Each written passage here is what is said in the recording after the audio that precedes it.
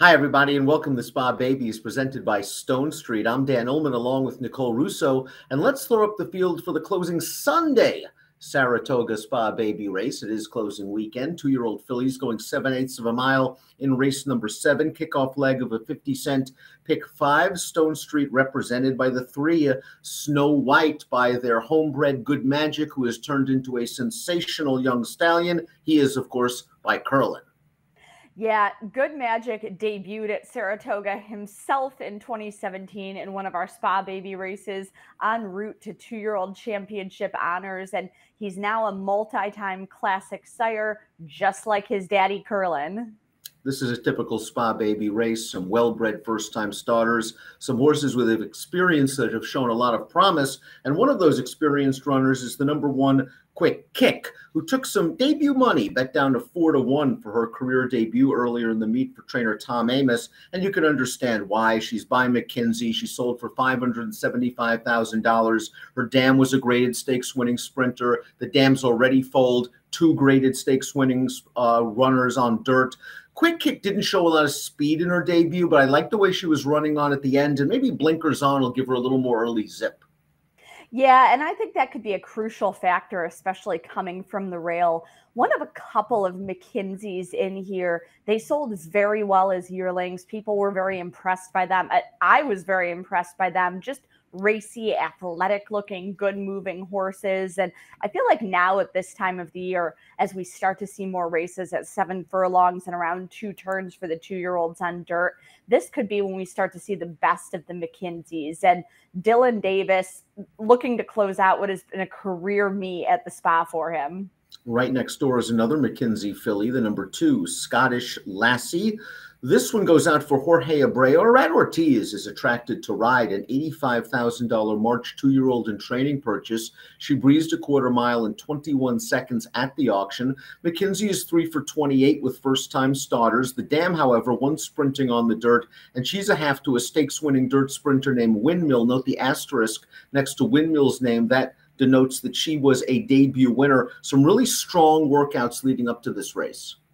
Yeah, a nice long work tab. They've taken their time with this one after purchasing her in March and coming off a bullet work last weekend at Saratoga. And as always, going to encourage you to check out the Clocker reports produced by our colleague Mike Welsh and his team. They've done incredible work all summer at the Spa, getting eyes on these horses from before dawn through training hours. And they'll tell you a little bit more, not just that these horses are working fast, which you can see for yourself, but how they're accomplishing it. Morning line favorite is up next, the number 3 Snow White for Danny Gargan and Luis Saez. $250,000 yearling by Good Magic. 14% winners. That's a solid number with juvenile debut runners. The dam was a multiple stakes winner going a route. She's foaled 2 winners. She's a half to Upper Line, who was a grade 3 stakes winner on turf and synthetic. Little distance here in this pedigree, which is probably good news for a filly debuting at 7/8. I think absolutely it's good news. That distance foundation in the family, some multi-surface ability in this family as well. I think it's going to be very interesting to follow this horse as she begins to put her career together. And Danny Gargan certainly knows a bit about Good Magic. Not only Belmont and Haskell winner Dornock in his barn, but graded stakes winner Society Man by the young classic sire. All the Feels is the number 4. This is an Into Mischief filly trained by Todd Pletcher. The great Into Mischief winning 15% with juvenile debut runners. The dam was a juvenile grade 2 stakes winner going a little longer. She's a half to Kentucky Derby winner, Always Dreaming, and Hot Dixie Chick, who did some pretty good things at Saratoga. Yeah, she won the spin away in the record time for the 7 furlong distance for that grade 1 fixture for 2-year-old fillies at Saratoga.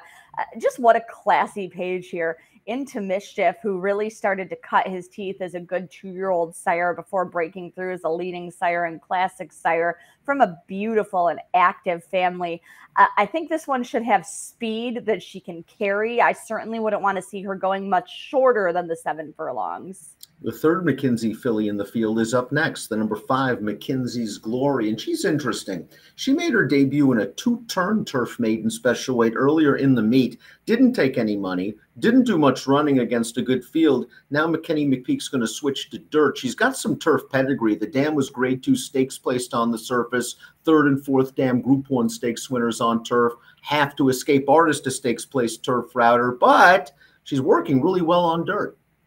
Yeah, and with the turf debut, certainly she has the turf in her female family, but I wonder if they were looking to get that 2-turn foundation into her. Those are the opportunities for 2-year-olds going 2 turns at this point of the year, are mostly on the turf.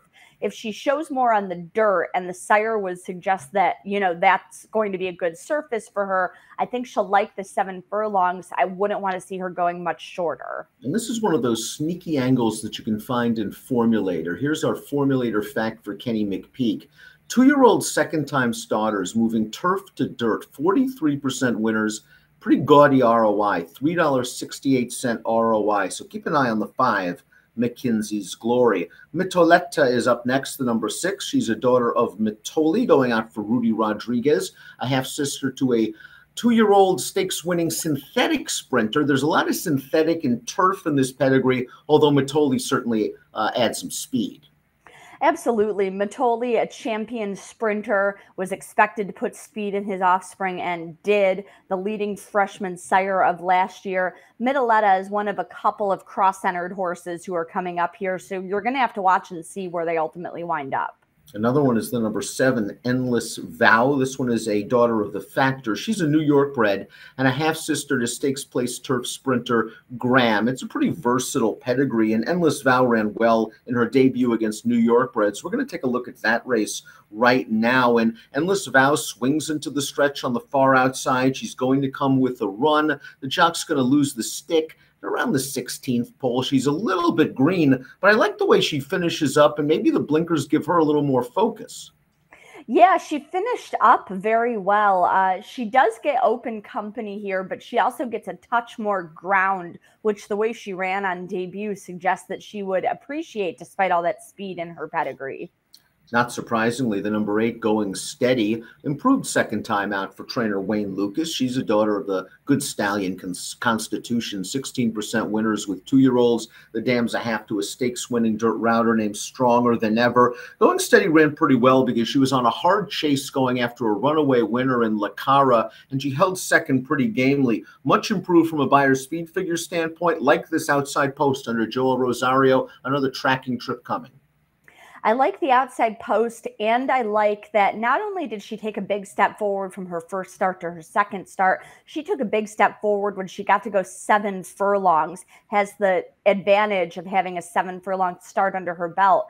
Faced just a runaway winner who is bound for stakes company next out and has had some strong work since. Up next is the number 9, Sue, the half to stakes place dirt router. Timeout. The dam was a multiple grade 3 stakes winner going a miler on the turf. She's a debut winner, and she's also a half to Tall Boy, a graded stakes winning dirt miler. This is a beautiful female family. A beautiful family from Claiborne Farm and longtime partner Adele Dilschneider. Lull was a turf filly by Warfront, but there's lots of dirt in the family as well. These Claiborne families are often multi-purpose. By Tappet, multi-time leading sire and classic sire. What else can you say about him? Another one who should certainly appreciate getting to go 7 furlongs. Bill Mott trains. Junior Alvarado takes the mount. Completing the field is the number 10, Pure Beauty for Shug McGahee and Jose Lascano, a $435,000 yearling. Dam a juvenile stakes place turf miler. Again, a lot of turf in this pedigree. So for me, considering that Shug often doesn't have him cranked up to win first time out, I'll take a wait and see approach and look for the stretch out and maybe surface switch down the road. Yeah, I think that's a fair assessment of this one. A nice long work tab for foundation for her debut. It looks like she's stepped up the pace in recent works. Again, I would like to know kind of if she's being asked to do that or if she's doing it just easily in her own power, as the McGahee horses often do. Again, I would refer you to the Clocker reports for information on that.